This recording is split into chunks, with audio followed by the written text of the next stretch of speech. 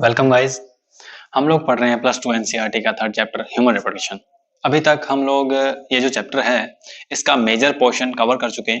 ठीक, अभी तक हम लोग ह्यूमन रिप्रोडक्टिव सिस्टम में जो मेल रिप्रोडक्टिव सिस्टम है उसको समझ चुके हैं एंड देन उसके बाद में हमने फीमेल रिप्रोडक्टिव सिस्टम को समझने की कोशिश की।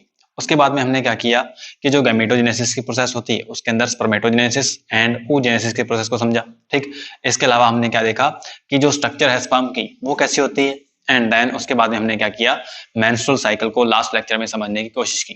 ठीक, तो आज हम लोग क्या करेंगे, एक बड़े ही इंपॉर्टेंट टॉपिक जिसको हम लोग क्या बोलते हैं, फर्टिलाइजेशन एंड इम्प्लांटेशन। इस टॉपिक पे हम लोग आज बात करने वाले हैं। तो आइए इस टॉपिक को शुरू करते हैं।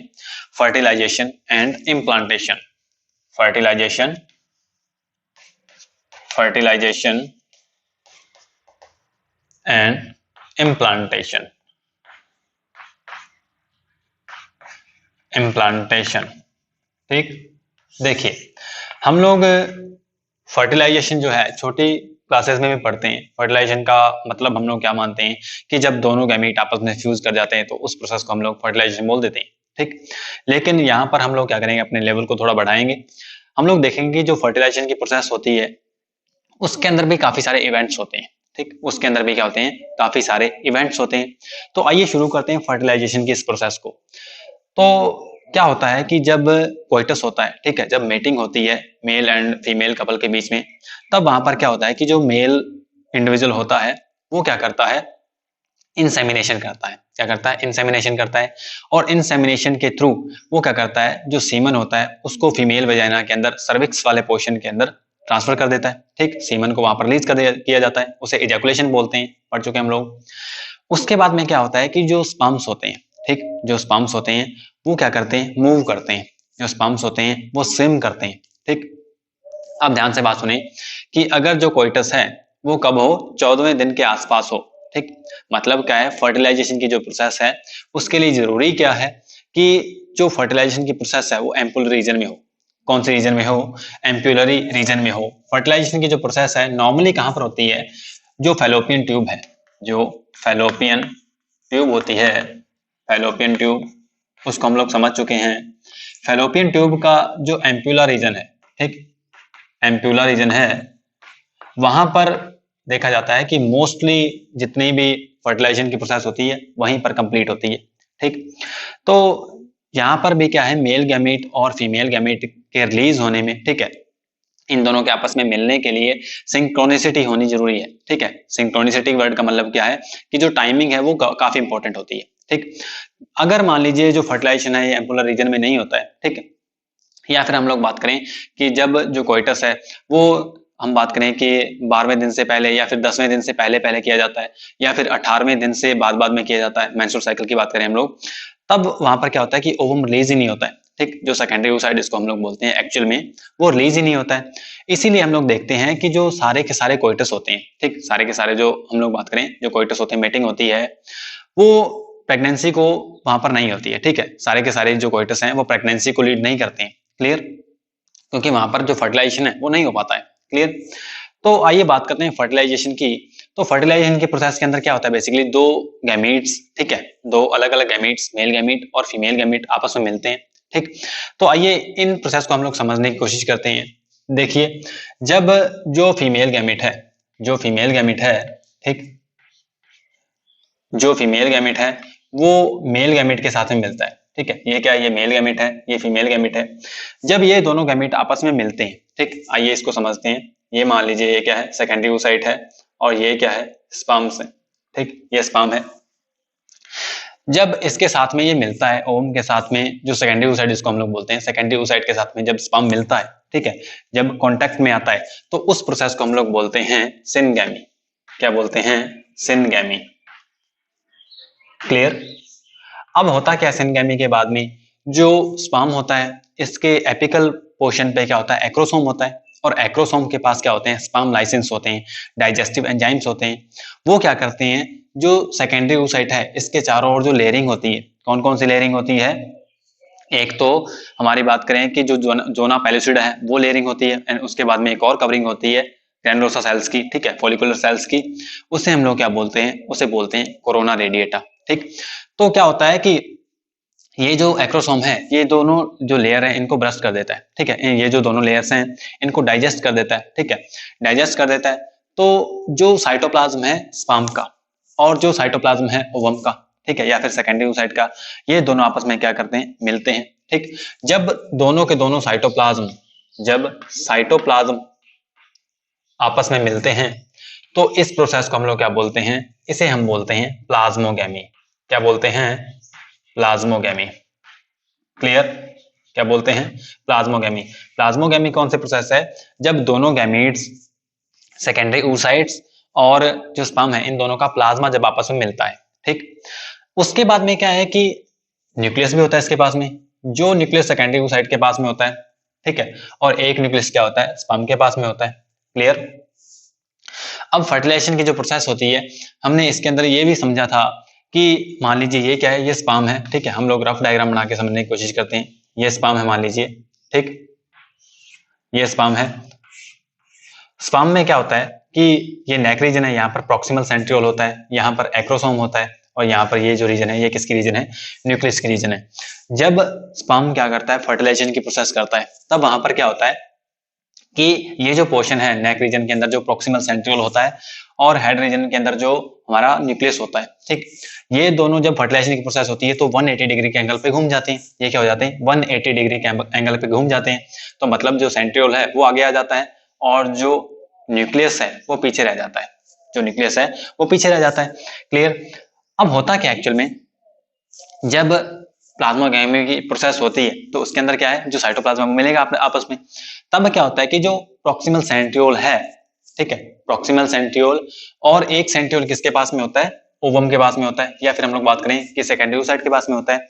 ये दोनों सेंट्रियोल क्या करते हैं, स्पिंडल फाइबर अपरेटस जो होता है, ठीक है, न्यूक्लियर स्पिंडल अपरेटस जिसको बोलते हैं, उसका फॉर्मेशन करते हैं, ठीक। यहाँ पर क्या हो जाएगा, उसके बाद में स्पिंडल फाइबर का फॉर्मेशन हो जाएगा, ठीक, और स्पिंडल फाइबर का फॉर्मेशन होने के बाद में क्या होगा, इसके अंदर सेकंड मियोटिक डिवीजन होगा। किसके अंदर सेकंड मियोटिक डिवीजन होगा, जो सेकेंडरी oocyte है उसके अंदर क्या होता है एक्चुअल में, जो सेकंड मियोटिक डिवीजन होता है वो रोका जाता है। कौन से स्टेज में, मेटाफेज सेकंड में। कौन से स्टेज में, मेटाफेज सेकंड में क्या होता है, मेटाफेज सेकंड में जो सेकंड मियोटिक डिवीजन है वो अरेस्ट हो जाता है। और ये कंप्लीट कब होता है, फर्टिलाइजेशन के बाद में, ठीक। तो यहाँ पर क्या होता है कि एक पोलर बॉडी बन जाती है, ठीक। यहाँ पर क्या होगा, अब सेकंड मियोटिक डिवीजन यहाँ पर कंप्लीट होगा, और वो भी क्या होता है, अनइक्वल डिवीजन होता है, वो भी क्या होता है, अनइक्वल डिवीजन होता है, ताकि वहां पर जो मेन साइटोप्लाज्म है, जो मेन कंटेंट है, वो एक ही सेल के पास में रह जाए, ठीक। क्या होता है कि यहाँ पर एक जो हम बात करें कि जो मेन साइटोप्लाज्म है वो किसके पास रह जाएगा, वो रह जाएगा ओवम के पास में, ठीक। तो यहाँ पर क्या होता है कि फिर सेकंड पोलर बॉडी बनती है। क्या बनता है, सेकंड पोलर बॉडी बनती है इस टाइप से। यहाँ पर क्या होगा, सेकंड पोलर बॉडी बन जाएगी, और पोलर बॉडी बनने के बाद में ये जो स्ट्रक्चर है इसे हम लोग बोलते हैं ओवम। क्या बोलते हैं, ओवम बोलते हैं। क्लियर, ओवम बोल देते हैं, या फिर हम लोग इसे ऊटेड बोल देते हैं। क्या बोल देते हैं, ऊटेड। क्लियर। जैसे स्पर्म का जो केस था उसके अंदर हमने क्या बात की थी कि जो स्पर्मेटिड बनता है, ठीक है, और इसमें क्या बनता है, ऊटेड बनता है। क्लियर। अब आपको एक बात और याद रखनी है कि जब हमने oogenesis की प्रोसेस देखी थी तो वहां पर क्या था कि एक जो फर्स्ट पोलर बॉडी थी, जो फर्स्ट पोलर बॉडी थी, ठीक। आप क्या करें, इसको लेक्चर को देखने से पहले, ठीक है, जब यहां तक आपने लेक्चर को देख लिया हो तब आप क्या करें, oogenesis की प्रोसेस को जरूर कवर करें। वहां पर आपने देखा कि जो एक पोलर बॉडी है, ठीक है, जो फर्स्ट पोलर बॉडी है, क्लियर, वो बन जाती है। क्लियर, फर्स्ट पोलर बॉडी बनती है जब फर्स्ट मियोटिक डिवीजन कंप्लीट होता है। तब क्या होता है कि वहां पर हम लोग ने देखा था कि एक तो सेकेंडरी oocyte बनता है, एक क्या बनता है, सेकेंडरी oocyte बनता है, एंड नेक्स्ट क्या बनता है, फर्स्ट पोलर बॉडी बनती है। अब ध्यान से बात सुने, जो फर्स्ट पोलर बॉडी है ये डिवाइड करेगी या नहीं करेगी इसके हमारे पास कोई पुख्ता प्रमाण नहीं है अभी तक, ठीक है। ये डिवाइड कई बार कर भी जाती है और कई बार नहीं भी करती है, ठीक। क्लियर, ये बात समझ आई। जो फर्स्ट पोलर बॉडी है वो कई बार डिवाइड कर भी जाती है और कई बार डिवाइड नहीं भी करती है, ठीक। अगर मान लीजिए हमने बात की कि जो फर्स्ट पोलर बॉडी है ये डिवाइड कर गई, ये मान लीजिए क्या हो गया, इसके अंदर डिवीजन हो गया, ठीक है, तो दो पोलर बॉडी ये बन गई क्योंकि फर्स्ट पोलर बॉडी डिवाइड कर चुकी है। एंड सेकेंडरी oocyte जब क्या होता है, ooted में ट्रांसफॉर्म होता है, तब वहां पर क्या होता है कि एक पोलर बॉडी और बनती है, ठीक। अगर हम लोग सेकेंडरी oocyte, ठीक है, अगर हम लोग क्या करें, 3 पोलर बॉडी ये बन चुकी हैं, ठीक, क्या बन चुकी हैं, 3 पोलर बॉडी ये बन चुकी हैं और एक ओवम बनता ही है, ठीक। तो हम लोग क्या यहाँ से कंक्लूजन निकाल सकते हैं कि जो एक मेयोटिक डिवीजन कंप्लीट होता है, जब एक कंप्लीट मेयोसिस का जो सेल डिवीजन है, मेयोटिक सेल डिवीजन है, वो होता है, तब वहां पर 4 सेल्स बनती हैं। उनमें से एक मेजर सेल होती है जिसे को हम क्या बोलते हैं, ओवम बोलते हैं, और 3 वहां पर क्या बनती हैं, पोलर बॉडी बनती हैं। पोलर बॉडी 3 भी बन सकती हैं, 2 भी बन सकती है, 2 तो श्योर बनेंगी, लेकिन जो थर्ड है वो अभी तक हम लोग श्योर नहीं है कि बनती है या नहीं बनती है। क्लियर? तो फर्टिलाइजेशन की जो प्रोसेस है, इसमें हमने देखा कि क्या बनता है यहाँ पर, जो ये क्या है, हम लोग बात करें कि ये जो सेकंड पोलर बॉडी है ये बन जाती है, ठीक। ये हमने क्या बोला कि सेकंड पोलर बॉडी बन जाती है। एंड उसके बाद में क्या होता है कि यहाँ पर ये ऊटेट का फॉर्मेशन हो जाता है। क्लियर? उसके बाद में क्या होता है कि ये इसका जो न्यूक्लियस होता है, ठीक, ओवम का जो न्यूक्लियस होता है, और एक क्या होता है, स्पर्म का न्यूक्लियस होता है, ठीक। ये जो दोनों न्यूक्लियस होते हैं इनको हम लोग क्या बोलते हैं, प्रोन्यूक्लियाई बोलते हैं। क्या बोलते हैं? ओवम का जो न्यूक्लियस है और जो स्पर्म का न्यूक्लियस है, इन दोनों को हम लोग क्या बोलते हैं, प्रोन्यूक्लियाई बोलते हैं, ठीक। ये क्या है, ओवम प्रोन्यूक्लियाई है, ये क्या है, ओवम प्रोन्यूक्लियाई है, ठीक।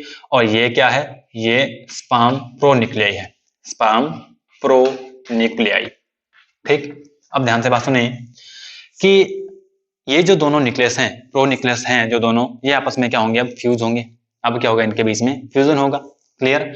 और जब दोनों के दोनों न्यूक्लियस जब फ्यूज करेंगे, तब क्या वहां पर क्या है, जब दोनों न्यूक्लियस फ्यूज करेंगे तब उस प्रोसेस को हम लोग क्या बोलते हैं, उसे हम बोलते हैं कारियोगैमी। कारियोगैमी किस प्रोसेस को बोला जाता है, जब दोनों के दोनों जो बात करें हम लोग कि जो न्यूक्लियस हैं, जो दोनों प्रो न्यूक्लियस हैं, प्रो न्यूक्लियस जब आपस में मिलते हैं, जब आपस में मिलते हैं तब उस प्रोसेस को हम लोग क्या बोलते हैं, कारियोगैमी बोलते हैं। अब दोनों न्यूक्लियस जो हैं वो मिले हैं, तो मतलब क्या, उनके अंदर जो क्रोमोसोम्स हैं वो भी क्या होंगे, मिक्स होंगे, ठीक। वो क्या होंगे, क्रोमोसोम्स जो हैं वो मिक्स हो जाएंगे। क्लियर? और ये जो दोनों क्रोमोसोम्स हैं जब मिक्स होंगे, फीमेल प्रोन्यूक्लियाई और मेल प्रोन्यूक्लियाई के जो दोनों क्रोमोसोम्स हैं वो मिक्स होंगे, तो उस प्रोसेस को हम लोग बोलते हैं एम्फीमिक्सिस। क्या बोलते हैं, एम्फीमिक्सिस। क्लियर? तो आपको समझ आया होगा कि जो फर्टिलाइजेशन की जो प्रोसेस है, जो फर्टिलाइजेशन की प्रोसेस है, इसमें भी काफी सारे इवेंट्स होते हैं। कौन कौन से? सिनगैमी, जब दोनों गैमीट आपस में फ्यूज करते हैं। उसके बाद में प्लाज्मोगैमी, जब दोनों गैमीट का साइटोप्लाज्म आपस में मिक्स होता है, ठीक, आपस में मिलता है।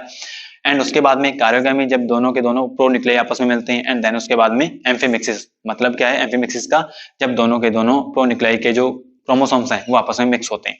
क्लियर? तो ये जो प्रोसेस है फर्टिलाइजेशन की, ये जो प्रोसेस है फर्टिलाइजेशन की, ये कब होती है, अगर मान लीजिए इधर ओवरी ने क्या किया, सेकेंडरी oocyte को रिलीज कर दिया, और इधर क्या हो गया, कोइटस हो गया, ठीक। दोनों के बीच में जब टाइमिंग एक जैसी होगी तब वहां पर क्या होगा, एम्प्यूला रीजन के अंदर, ठीक है, हम लोग बात करें एम्प्यूला रीजन की। मान लीजिए ये क्या है, ये ओवरी है, ठीक, ये क्या है, ये ओवरी है, और यहाँ पर ये क्या है, ओविडक्ट है, ये क्या है, ओविडक्ट है, ठीक। इसके बाद में हमने ये बात की थी कि जो यूट्रस होता है वो क्या होता है, पियर शेप होता है इस टाइप से, ठीक। यहाँ पर ये क्या है, ये यूट्रस है, ठीक। एंडोमेट्रियम है ये। क्लियर? रफ डायग्राम बना के हम समझने की कोशिश करते हैं। तो ये वाला जो रीजन होता है, ठीक, इसे हम लोग क्या बोलते हैं, जो फूला हुआ रीजन होता है इसे हम लोग बोलते हैं, ये जो रीजन है फूला हुआ, इसे हम लोग बोलते हैं एम्प्यूला रीजन, ठीक है। ये थोड़ा क्या होता है, इस टाइप से फूला हुआ होता है, ठीक, थोड़ा वाइडर पोर्शन होता है। क्लियर? उसे हम लोग क्या बोलते हैं, उसे बोलते हैं हम लोग एम्प्यूला रीजन। ये क्या है, एम्प्यूला, ठीक। अब जब कोइटस होता है तब जो स्पर्म्स होते हैं वो क्या होते हैं, मूव करते हैं, वजाइना के अंदर रिलीज किए जाते हैं। एंड उसके बाद में सर्विक्स से होते हुए क्या होते हैं, वो लगातार मूव करते रहते हैं, स्विम करते रहते हैं, ठीक। अब यहाँ पर एक बहुत ही इंटरेस्टिंग चीज आपको समझनी होगी कि जो स्पर्म्स हैं वो क्या हैं, फीमेल बॉडी के लिए एक टाइप से एंटीजन का काम करते हैं। क्या है कि जो फीमेल बॉडी है, ठीक है, उसके अंदर अपना खुद का इम्यून सिस्टम होगा फीमेल का, और जो स्पर्म्स हैं वो कहाँ से आए हैं, वो बाहर से आए हैं। वो क्या इसके पार्टिकल्स हैं, जो स्पर्म्स हैं वो अदर सेल्स हैं, ठीक है, वो बॉडी की सेल्स नहीं है एक्चुअल में। जो स्पर्म्स हैं वो फीमेल बॉडी की सेल्स नहीं है। तो फीमेल बॉडी के अंदर खुद का इम्यून सिस्टम होता है, इसलिए जो स्पर्म्स हैं इनको फीमेल बॉडी क्या करती है, एज एन एंटीजन डिटेक्ट करती है, और काफी सारे जो स्पर्म्स होते हैं उनको मार दिया जाता है। क्या होता है कि काफी सारे स्पर्म्स को, जो यहाँ पर सेल्स होती हैं, यहाँ पर क्या होती हैं, कुछ एक सेल्स होती हैं मैक्रोफाज जिनको बोला जाता है। क्या बोला जाता है उनको, मैक्रोफेज। मैक्रोफेज बोलते थे कई, या फिर मैक्रोफाज बोलते थे। ये क्या करती हैं, ये जो सेल्स होती हैं स्पर्म्स को खा जाती हैं। ठीक, ये क्या करते हैं, स्पर्म्स को खा जाती हैं। तो जो स्पर्म्स होते हैं, आपको याद होगा कि सीमन के अंदर बहुत ज्यादा स्पर्म्स होते हैं। ठीक, बहुत ही ज्यादा स्पर्म्स होते हैं, 200 to 300 मिलियन स्पर्म्स होते हैं। तो इतने स्पर्म होने के बावजूद भी बहुत ही कम स्पर्म क्या हो पाते हैं, ओवम के पास पहुंच पाते हैं। ठीक, ओवम के पास क्या होते हैं, पहुंच पाते हैं। या हम लोग बात करें, कन्वेंशनली बात करें हम लोग, तो क्या होता है कि जो यहाँ पर क्या है, सेकेंडरी oocyte है, यहाँ तक पहुंच पाते हैं। क्लियर, यहाँ पर पहुंच गए, मान लीजिए कम, बहुत ही कम स्पर्म पहुंच पाते हैं, लगभग 5 से लेकर 10 स्पर्म पहुंच पाते हैं। ठीक है, और कई केसेस में इससे भी कम स्पर्म पहुंच पाते हैं। ठीक, तो यहाँ पर क्या होता है कि जो फर्टिलाइजेशन की प्रोसेस है वो कंप्लीट हो जाती है। कहां पर, एम्प्यूला रीजन के अंदर। क्लियर, अब ध्यान से बात सुने कि फर्टिलाइजेशन की जो प्रोसेस है इसके अंदर बेसिकली होता क्या है। ठीक, आइए हम लोग बात करते हैं ओवम की स्ट्रक्चर की। ठीक है, सेकेंडरी oocyte जिसको हम लोग बोलते हैं एक्चुअल में, ये क्या है, मान लीजिए ये सेकेंडरी oocyte है। ठीक, इसके बाहर क्या है, एक मेम्ब्रेन है जिसको हमने क्या बोला था, इसके बाहर एक मेम्ब्रेन है जिसको हमने क्या बोला था, जोना पेलुसिडा बोला था। क्या बोला था, जोना पेलुसिडा। क्लियर, इसको हम लोग मार्क कर देते हैं इस टाइप से, ये क्या है, जोना पेलुसिडा है। ठीक, और जो अंदर आपको एक मेम्ब्रेन दिख रही है, जो आपको, ये क्या है, ये जोना पेलुसिडा है। ठीक, ये जो आपको डार्क कलर की दिख रही है ये जोना पेलुसिडा है। और इसके बाहर क्या होती है, ग्रैनुलोसा सेल्स की कुछ एक कवरिंग होती है। ठीक, इस टाइप से क्या होती है, ग्रैनुलोसा सेल्स की कवरिंग होती है, उसे हम लोग क्या बोलते हैं, कोरोना रेडिएटा। क्या बोलते हैं, कोरोना रेडिएटा बोलते हैं। ठीक, ये क्या है, कोरोना रेडिएटा। और उसके अंदर क्या है, एक एग मेम्ब्रेन। इसको जो जोना पेलुसिडा है इसको प्राइमरी एग मेम्ब्रेन भी बोला जाता है। क्या बोला जाता है इसे, प्राइमरी एग मेम्ब्रेन भी बोला जाता है। तो ये क्या है, बेसिकली जोना पेलुसिडा है, जोना पेलुसिडा। ठीक, अब ध्यान से बात सुनिए, और ये क्या है, सेकेंडरी oocyte का ये न्यूक्लियस है। ठीक, इधर क्या है, ये सेल मेम्ब्रेन है, किसकी, ओवम की। जो अंदर आपको दिख रही है ये क्या है, सेल मेम्ब्रेन है, सेल मेम्ब्रेन है किसकी, सेकेंडरी oocyte की। क्लियर, अब देखिए सेल मेम्ब्रेन और जो जोना पेलुसिडा है इसके बीच में आपको एक स्पेस दिखाई दे रहा है, एक आपको स्पेस दिखाई दे रहा है। इस स्पेस को हम लोग बोलते हैं पेरीविटलाइन स्पेस। क्या बोलते हैं, पेरीविटलाइन स्पेस, पेरीविटलाइन स्पेस। ठीक, अब ध्यान से बात सुने, जब एम्प्यूला रीजन के अंदर सेकेंडरी oocyte और स्पर्म्स आपस में मिलते हैं, ठीक है, तो ये जो सारी प्रोसेस हम लोग पढ़ चुके हैं फर्टिलाइजेशन की, वो होती है। एक्चुअल में एक्रोसोम जो होता है वो क्या करता है, ये जो लेयरिंग है कोरोना रेडिएटा की, इसको क्या कर देता है, डाइजेस्ट कर देता है। ठीक है, at the point of contact क्या करता है, at the point of attachment जो स्पर्म होता है, वो जो लेयरिंग होती है कोरोना रेडिएटा एंड जो एक और लेयर होती है जोना पेलुसिडा, इसको क्या करता है, डाइजेस्ट कर देता है। ठीक, और डाइजेस्ट करने के बाद में क्या होता है कि यहाँ से जो सेंट्रियोल है वो आपस में मिल जाता है। ठीक है, जो सेंट्रियोल होता है, प्रॉक्सिमल सेंट्रियोल, वो पहले जाता है और उसके बाद में क्या होता है, स्पिंडल फाइबर का फॉर्मेशन हो जाता है और एक पोलर बॉडी बन जाती है जिसे हम लोग क्या बोलते हैं, सेकंड पोलर बॉडी बोलते हैं। ठीक, अब ध्यान से बात सुनिए, अब ये क्या बन चुका है, ओवम बन चुका है। ठीक, ओवम के बाद में ये जो न्यूक्लियस है ये स्पर्म का न्यूक्लियस है और ये ओवम का न्यूक्लियस है, ये दोनों क्या होते हैं, आपस में मिलते हैं। ये क्या होते हैं, आपस में मिलते हैं। ठीक, एक बात आप ध्यान से सुने कि जब जो फर्टिलाइजेशन की प्रोसेस है ये कंप्लीट होती है, जब फर्टिलाइजेशन की जो प्रोसेस है ये कंप्लीट होती है, तब वहां पर क्या होता है कि जब ये जो दोनों गैमीट्स हैं, ठीक है, ये स्पर्म है, ठीक, ये ओवम है, जब दोनों कांटेक्ट में आते हैं, जब दोनों कांटेक्ट में आते हैं तब क्या होता है कि जो एग मेम्ब्रेन होती है, एक्चुअल में जो सेकेंडरी oocyte है, जो सेकेंडरी oocyte है, इसके जो मेम्ब्रेन है इसके अंदर चेंज आते हैं, कुछ एक इसमें चेंज आते हैं। ठीक, अगर थोड़ा डीप में हम लोग बात करें तो जो सेकेंडरी oocyte होता है, ध्यान से बात सुने, जो सेकेंडरी oocyte होता है ना, उसकी जो मेम्ब्रेन होती है, ठीक है, मेम्ब्रेन जो है सेकेंडरी oocyte की, इसके चारों ओर जो कॉर्टेक्स रीजन है, कॉर्टेक्स रीजन क्या होती है, जो आउटर रीजन होती है। ठीक है, कोई भी बायोलॉजी के अंदर कोई भी स्फेरिकल स्ट्रक्चर अगर आप उसको दो पार्ट्स में डिवाइड कर सकते हैं, तो जो आउटर रीजन होती है उसको हम लोग क्या बोलते हैं, कॉर्टेक्स, और इनर जो रीजन होती है उसको हम लोग मेडुला बोलते हैं। ठीक, आइए थोड़ा डीप में बात करते हैं। जब दोनों के दोनों गैमीट कांटेक्ट में आते हैं तब यहाँ पर क्या होता है कि जो मेम्ब्रेन होती है ओवम की, इसके अंदर कन्फर्मेशनल चेंज होता है। क्या होता है, कन्फर्मेशनल चेंज होता है। और जो कॉर्टेक्स रीजन होता है, जो कॉर्टेक्स रीजन होता है किसका, सेकेंडरी oocyte का, ठीक। यहां पर क्या होते हैं एक्चुअल में, कुछ एक ग्रेन्यूल्स पाए जाते हैं, कुछ एक ग्रेन्यूल्स पाए जाते हैं इस टाइप से, ठीक।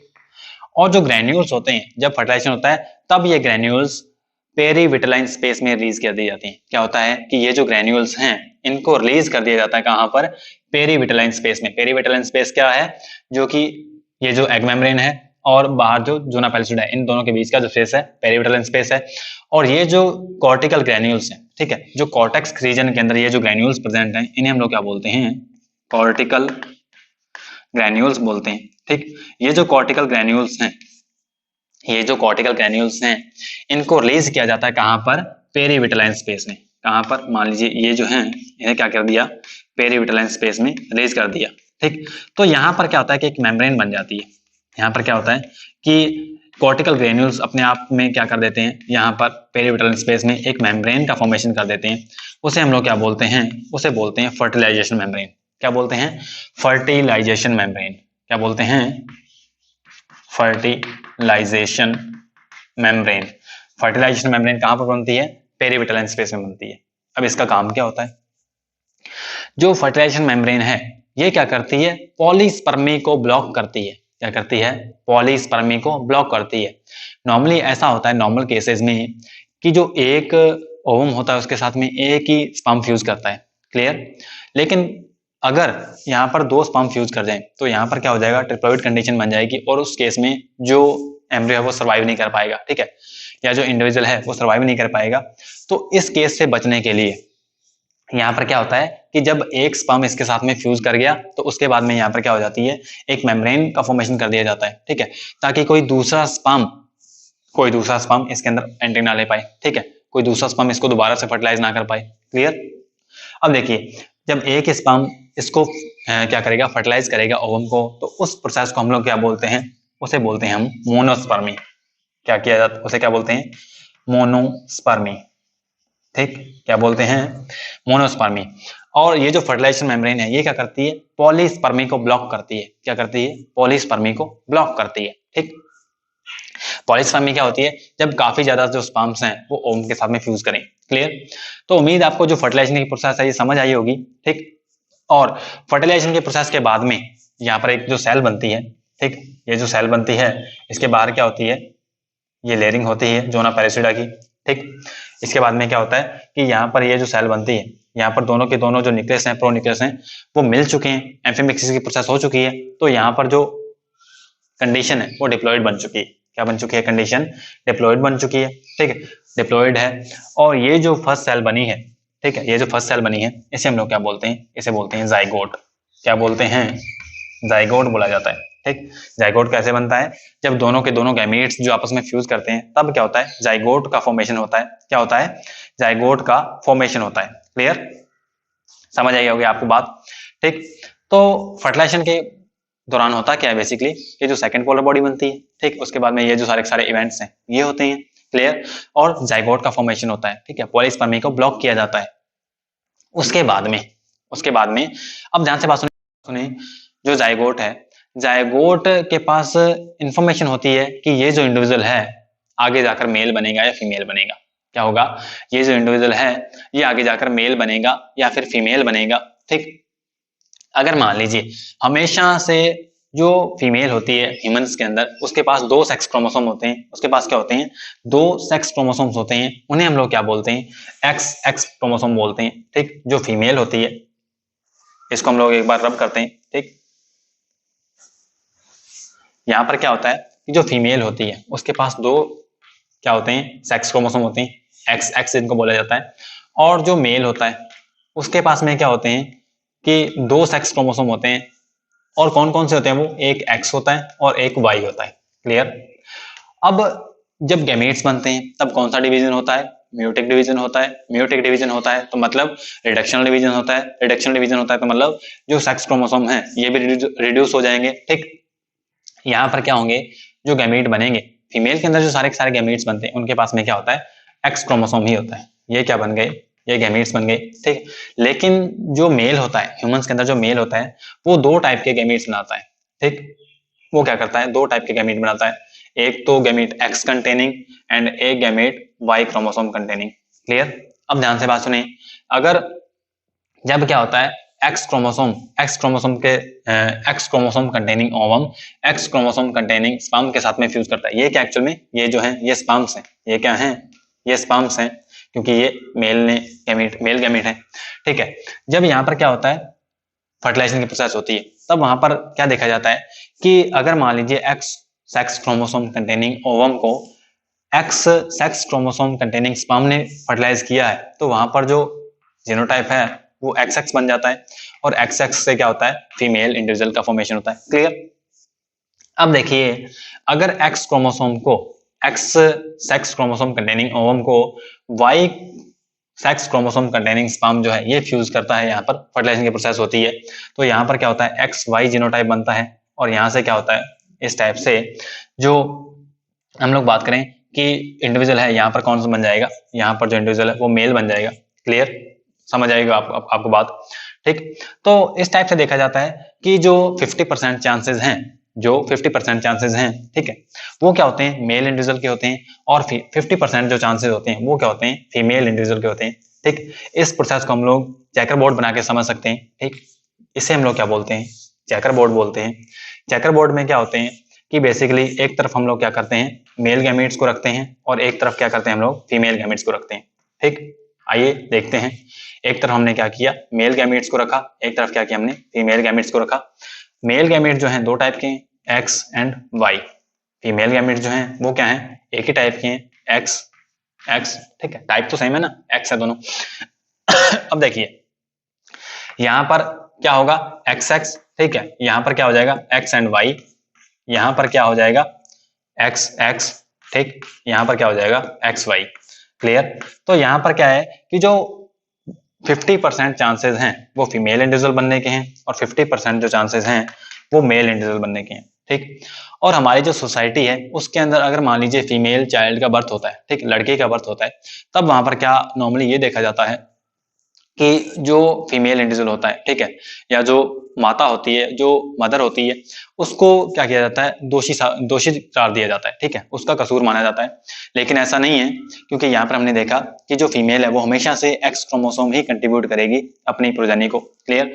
तो मेल या फिर फीमेल इंडिविजुअल का फॉर्मेशन, ठीक है, मेल बनेगा या जो इंडिविजुअल है वो फीमेल बनेगी, वो डिटरमाइन कौन करता है, वो डिटरमाइन करता है मेल के जो स्पर्म्स हैं वो क्या करते हैं डिटरमाइन करते हैं।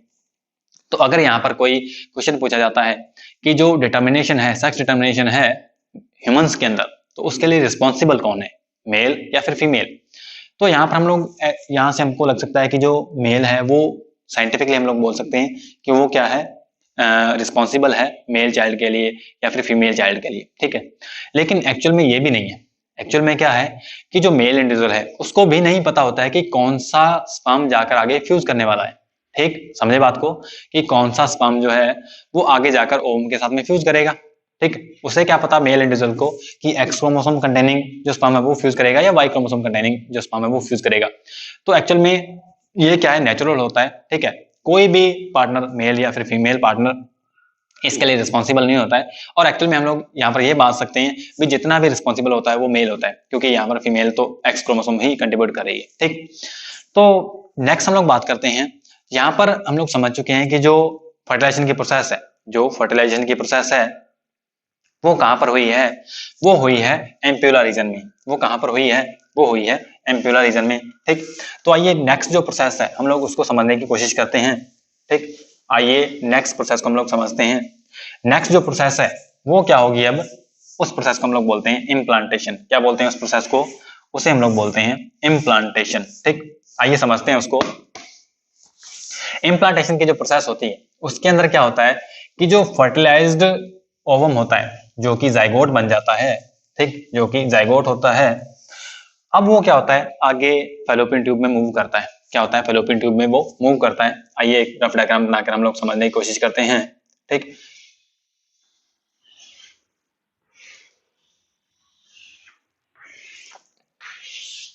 अब देखिए यहाँ पर ये जो क्या है फुल ऑफ पोर्शन जो है ये एम्पुला का रीजन है। ठीक, यहाँ पर क्या हुआ है फर्टिलाइजेशन की जो प्रोसेस है वो कंप्लीट हो चुकी है।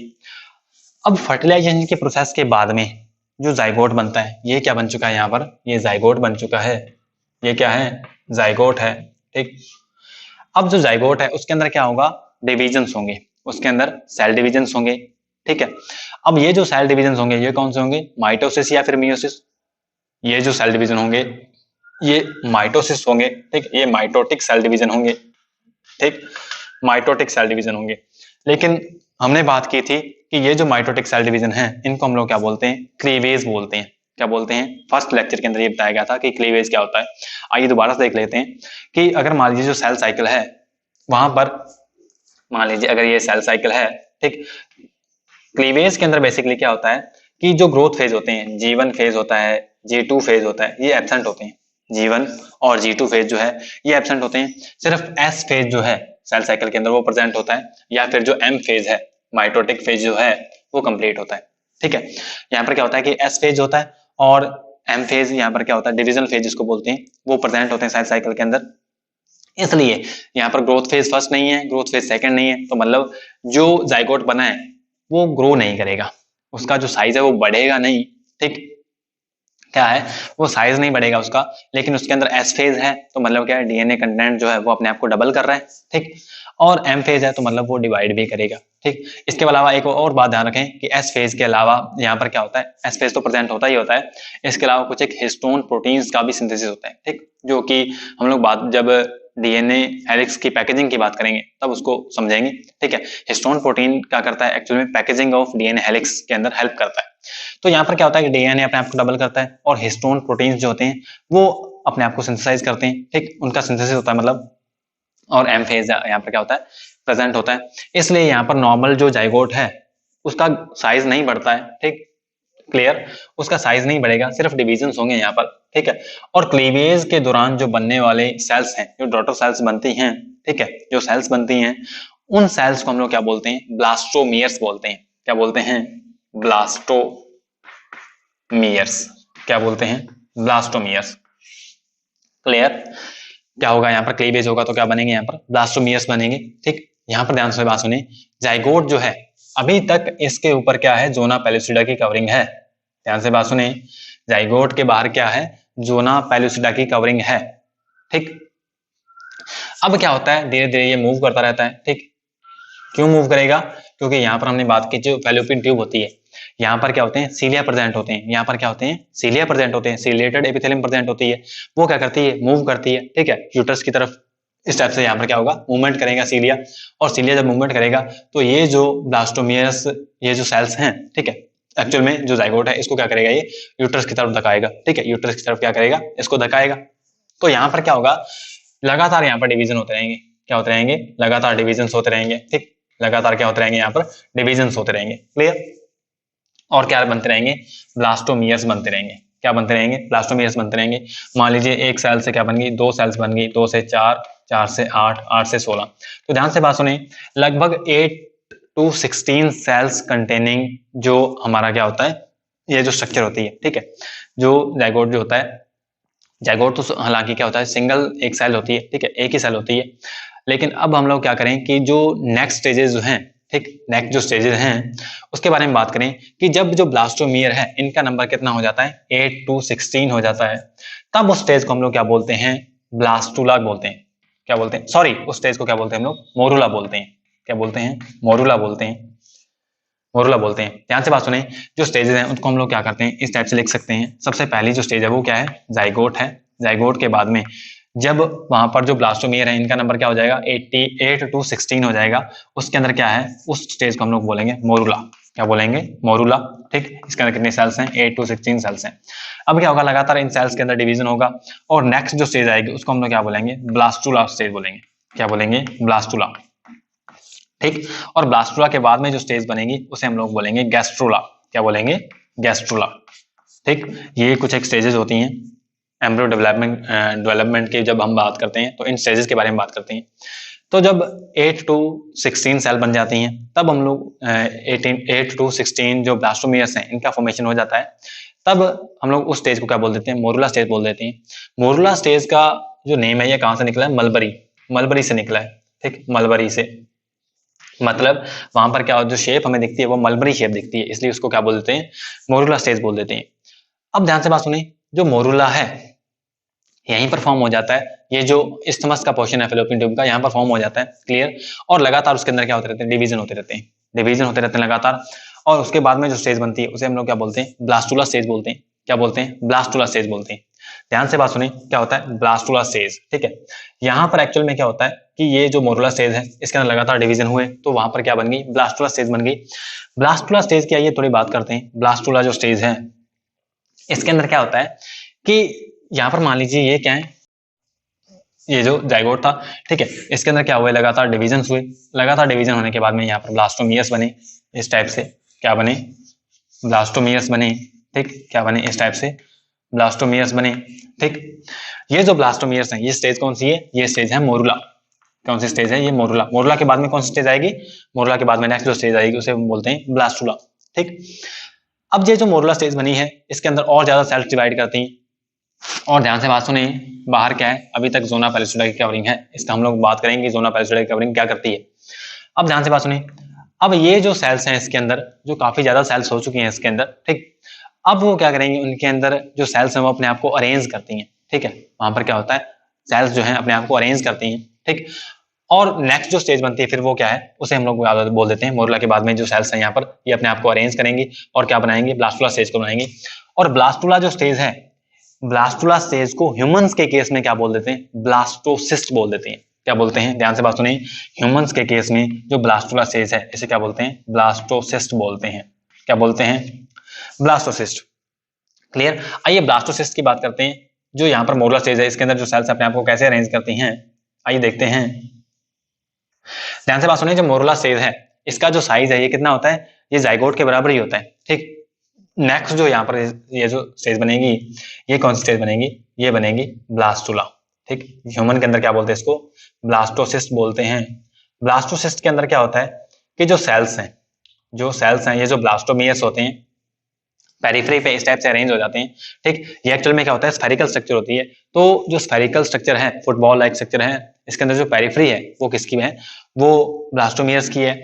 इसके अलावा यहाँ पर एक कैविटी भी डेवलप हो जाती है। यहाँ पर क्या होता है, एक कैविटी डेवलप हो जाती है इस टाइप से, ठीक। क्या होता है, कैविटी डेवलप हो जाती है। आइए इसमें समझते हैं। और कैविटी जो है इस टाइप से डेवलप हो जाती है और जो बाकी सेल्स हैं वो क्या हैं, एक साइड में लगी रह जाती हैं। जो बाकी ब्लास्टोमियर्स हैं वो एक साइड में लगे रह जाते हैं, ठीक। तो आइए इनके बारे में बात करते हैं। ये जो सेल्स हैं, ठीक, ये जो पेरिफेरी पर जो ब्लास्टोमियर्स हैं इसके ऊपर ध्यान रखें, ये क्या है, ये जोना पेलिसुडा की कवरिंग है इसके ऊपर, ठीक। ये जो पेरिफेरी पर जो ब्लास्टोमियर्स हैं, ये जो ब्लास्टोमियर्स कहां पर हैं, ये पेरिफेरी पर हैं। ये जो लेयर बना रहे हैं इस लेयर को हम लोग क्या बोलेंगे, इस लेयर को हम लोग बोलेंगे, इसे हम लोग क्या बोलते हैं, इसे बोलते हैं ट्रोफोब्लास्ट। क्या बोलते हैं, ट्रोफोब्लास्ट। क्या बोलते हैं, ट्रोफोब्लास्ट, क्लियर। और ये जो आपको सेल्स का मास दिख रहा है अंदर की तरफ, ये जो सेल हैं इनका जो मास दिख रहा है आपको, मास मतलब इकट्ठी सेल्स, ग्रुप ऑफ सेल्स जो हैं, ग्रुप ऑफ ब्लास्टोमियर्स हैं, ये आपको एक साइड में लगा दिखता है। तो यहाँ पर इससे हम लोग क्या बोलते हैं, ये जो अंदर की तरफ सेल का मास है इसे हम लोग क्या बोलते हैं, इनर सेल मास। क्या बोलते हैं, इनर सेल मास, ठीक, क्लियर। ये जो स्टेज बनी है इसे हम लोग क्या बोलते हैं, ब्लास्टोसिस्ट बोलते हैं ह्यूमन के केस में, क्लियर। तो ब्लास्टोसिस्ट में क्या होता है, आउटर एक लेयर होती है ट्रोफोब्लास्ट, ठीक है, ब्लास्टोमियर्स की। और ब्लास्टोमियर्स को क्या करते हैं, अपने आप को क्या करते हैं, एक साइड में अरेंज कर लेते हैं, अटैच कर लेते हैं, ठीक है, मास की फॉर्म में। उसे हम लोग क्या बोलते हैं, इनर सेल मास बोलते हैं। क्या बोलते हैं, उसे इनर सेल मास बोलते हैं, ठीक। आइए बात करते हैं। अब यहाँ पर क्या है कि ब्लास्टोसिस्ट यहाँ तक आ चुकी है, लगातार मूव करते करते क्या आ चुकी है, ये अंदर आ चुकी है यहाँ पर, ठीक है। यहाँ पर हम लोग बात करें कि ये एंडोमेट्रियम है, ठीक। अब क्या होगा कि ये जो ब्लास्टोमियर हैं, ठीक है, या जो ये ब्लास्टोसिस्ट स्टेज है, अब इसके अंदर क्या होगा, ग्रोथ होगी। अब इसके अंदर क्या होगा, एक्चुअल में ग्रोथ करना शुरू करेगी। ये क्या करेगी, इसके अंदर जो ग्रोथ है वो होगी, ठीक। ग्रोथ होने के कारण जो ट्रोफोब्लास्ट की लेयर है, जो ट्रोफोब्लास्ट की लेयर है ये यहाँ से हट जाती है, ठीक है। ट्रोफोब्लास्ट एक्चुअल में क्या होता है, सॉरी, ये जो ब्लास्टोसिस्ट है, जो ब्लास्टोसिस्ट है ये क्या करेगी, ग्रो करेगी। और ग्रो करने के बाद में जो यहाँ पर बाहर एक कवरिंग थी जोना पेलिसुडा की, कौन सी थी, जोना पेलिसुडा की। ध्यान से बात सुने, ठीक। यहाँ पर क्या है, जो ब्लास्टोसिस्ट है ये अब क्या करेगी, ग्रो करेगी, अपना साइज बढ़ाएगी, और बाहर कौन सी कवरिंग थी, जोना पेलिसुडा की कवरिंग अभी तक प्रेजेंट थी, अब वो वहां से हट जाएगी। ठीक है, अब हट जाएगी तो रह क्या जाएगा, सिर्फ ये जो हम लोग बात करें क्या रह जाएगा, ये जो ट्रोफोब्लास्ट की सेल्स हैं ये रह जाएंगी। ठीक, क्या रह जाएगा, सिर्फ ट्रोफोब्लास्ट की जो सेल्स हैं ये रह जाएंगी। अब एक बात ध्यान से सुनिए, जो ट्रोफोब्लास्ट की सेल्स हैं, ठीक, ये जो ट्रोफोब्लास्ट की सेल्स हैं ये स्टिकी नेचर की होती हैं। ये क्या होती हैं, स्टिकी नेचर की होती हैं, और इन सेल्स के पास में एक कैपेबिलिटी होती है कि ये एक जो लेयर होती है सेल्स की, ठीक है, उसको ये भेद सकें, उसको क्या कर सकें, ये भेद सकें। ठीक, फिंगर लाइक प्रोजेक्शन बनाकर कोई भी जो साइड लाइनिंग है उसको ये क्या कर सकती हैं, भेद सकती हैं। क्लियर। तो यहाँ पर क्या है, जो ये जो सेल्स हैं कौन सी, ट्रोफोब्लास्ट के, ये स्टिकी होती हैं, और स्टिकी होने के कारण जो ट्रोफोब्लास्ट है ये क्या हो जाता है, अटैच हो जाता है एक साइड से, एक साइड से अटैच हो जाता है, किससे, जो एंडोमेट्रियम की लाइनिंग है यहाँ से। ठीक, और यहाँ पर ये क्या है, ये इनर सेल मास है। ठीक, और ये क्या है, ये ट्रोफोब्लास्ट की सेल्स है। ठीक, बाहर क्या है, ये ट्रोफोब्लास्ट की सेल्स हैं। अब ध्यान से बात सुनिए, जो ट्रोफोब्लास्ट की सेल्स हैं ये कौन सी थी, स्टिकी थी, स्टिकी होने के कारण क्या हो गई, ये एंडोमेट्रियम की जो लाइनिंग है इसके साथ में क्या होगी, अटैच हो गई, क्या होगी, अटैच हो गई। और अटैच होने के बाद में ये जो ट्रोफोब्लास्ट की सेल्स जो होती हैं ये क्या करती हैं, फिंगर लाइक प्रोजेक्शन बनाती हैं। क्या करती हैं, फिंगर लाइक प्रोजेक्शन बनाती हैं इस साइड से। ठीक है, क्या करती हैं, इस टाइप से फिंगर लाइक प्रोजेक्शन बनाती हैं।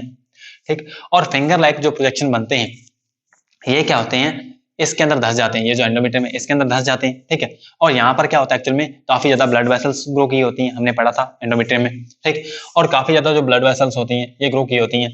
तो मतलब क्या होता है, ये हम लोग बोल रहे हैं कि ये जो विलाई यहाँ पर बनती है, ठीक है, यहाँ पर ये जो फिंगर लाइक प्रोजेक्शन बनते हैं इसे हम लोग क्या बोलते हैं, इन फिंगर लाइक प्रोजेक्शन को हम लोग बोलते हैं कोरियोनिक विलाई। क्या बोलते हैं, इसे हम लोग बोलते हैं कोरियोनिक विलाई।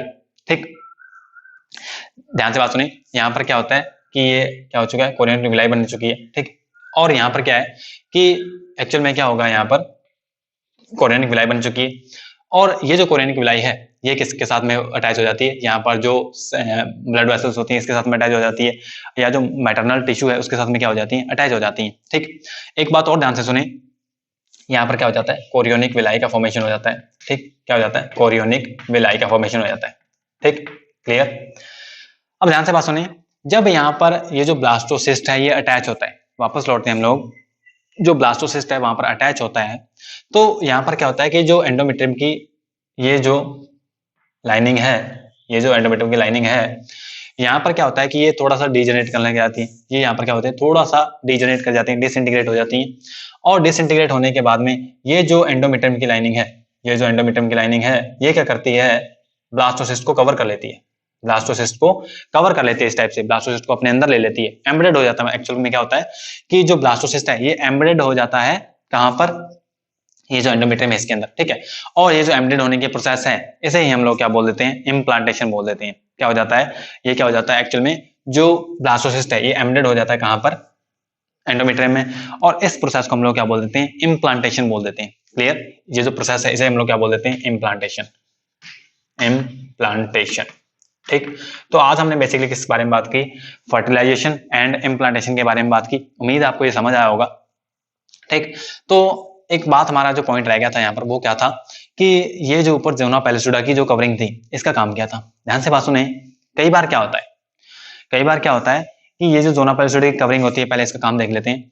अब ट्रोफोब्लास्ट की जो सेल्स हैं, ठीक है, या हम लोग बात करें जो ब्लास्टोमेरियस है वो क्या होते हैं, स्टिकी नेचर के होते हैं। क्या होते हैं, स्टिकी नेचर के होते हैं। अब ये जो स्टिकी नेचर है, ये जो स्टेजेस होती है, मोरला होती है, ब्लास्टोसिस्ट होती है, इसको ये एबिलिटी प्रोवाइड करता है कि कहीं पर भी जाकर ये जुड़ सकें, कहीं पर भी जाके एम्बेडेड हो सकें। ठीक, लेकिन बाहर कौन सी कवरिंग होती है, ज़ोना पेलिसुडा। अब ज़ोना पेलिसुडा क्या करती है, इसकी जो अटैचमेंट है इसको रोकती है। ठीक है, क्योंकि बाहर क्या है, कवरिंग है, बाहर एक कवरिंग है ज़ोना पेलिसुडा की, वो इनके अटैचमेंट को रोकती है। ठीक, और जब भी यहाँ पर क्या होता है, जो ज़ोना पेलिसुडा ये हट जाती है, तब स्टिकी नेचर होने के कारण ये एंडोमेट्रियम के साथ में क्या हो जाती है, अटैच हो जाती है। ठीक, अब कई बार क्या होता है एब्नॉर्मल केसेस में, अब कई बार क्या होता है एब्नॉर्मल केसेस में, ये जो ऊपर की लेयर होती है ज़ोना पेलिसुडा, ये जो ऊपर की लेयर होती है ज़ोना पेलिसुडा, ठीक, ये जो ज़ोना पेलिसुडा है ये फैलोपियन ट्यूब के अंदर ही क्या हो जाती है, हट जाती है। एब्नॉर्मल केसेस में होता है, नॉर्मल नहीं होता है कि जो ज़ोना पेलिसुडा है ये यहाँ पर क्या होती है, फैलोपियन ट्यूब में ही हट जाती है, और जो ब्लास्टोमेयर्स हैं ये क्या होते हैं, स्टिकी नेचर के होते हैं, और स्टिकी नेचर के मतलब कहीं पर भी क्या हो जाते हैं, अटैच हो सकते हैं। एडेसिव नेचर के हैं तो कहीं पर भी क्या हो सकते हैं, चिपक सकते हैं, अटैच हो सकते हैं। इसलिए ये जो कई बार क्या होता है कि जो ब्लास्टोसिस्ट होता है, ठीक है, जो ब्लास्टोसिस्ट होता है वो कहाँ पर इम्प्लांट हो जाता है, वो कई बार क्या होता है कि फैलोपियन ट्यूब में ही इम्प्लांट हो जाता है। क्या हो जाता है, फैलोपियन ट्यूब में ही इम्प्लांट हो जाता है। और उस प्रेगनेंसी को हम लोग क्या बोलते हैं, उस प्रेगनेंसी को हम लोग बोलते हैं एक्टोपिक प्रेगनेंसी। क्या बोल देते हैं, एक्टोपिक प्रेगनेंसी। क्या बोलते हैं, एक्टोपिक प्रेगनेंसी बोलते हैं। जब जो इम्प्लांटेशन की प्रोसेस है वो कहां पर हो जाती है, फैलोपियन ट्यूब में ही हो जाती है। ठीक, कई बार क्या होता है कि जो जोना पेरिस्टिक कवरिंग है ये हट जाने के कारण एब्नॉर्मल केसेस में क्या होता है कि जो इम्प्लांटेशन की प्रोसेस है वो कहां पर हो जाती है, वो फैलोपियन ट्यूब में ही हो जाती है। इसको रिमूव करना पड़ता है बायोप्सी के थ्रू। ये जो प्रेगनेंसी उसे हम लोग क्या बोलते हैं, एक्टोपिक प्रेगनेंसी बोलते हैं। ठीक, और यहाँ पर जब इम्प्लांटेशन हो जाता है तो हम लोग बोल सकते हैं कन्वेंशनली कि जो प्रेगनेंसी है वो कंसीव हो चुकी है। ठीक, तो आज का जो हमारा टॉपिक है फर्टिलाइजेशन एंड इम्प्लांटेशन ये कंप्लीट होता है। नेक्स्ट हमारा जो लेक्चर होगा उसमें हम लोग क्या बात करेंगे, उसके अंदर जो नेक्स्ट हम लोग प्लासेंटा जो है, ठीक है, उसके बाद में लैक्टेशन जो है उसके बारे में बात करेंगे।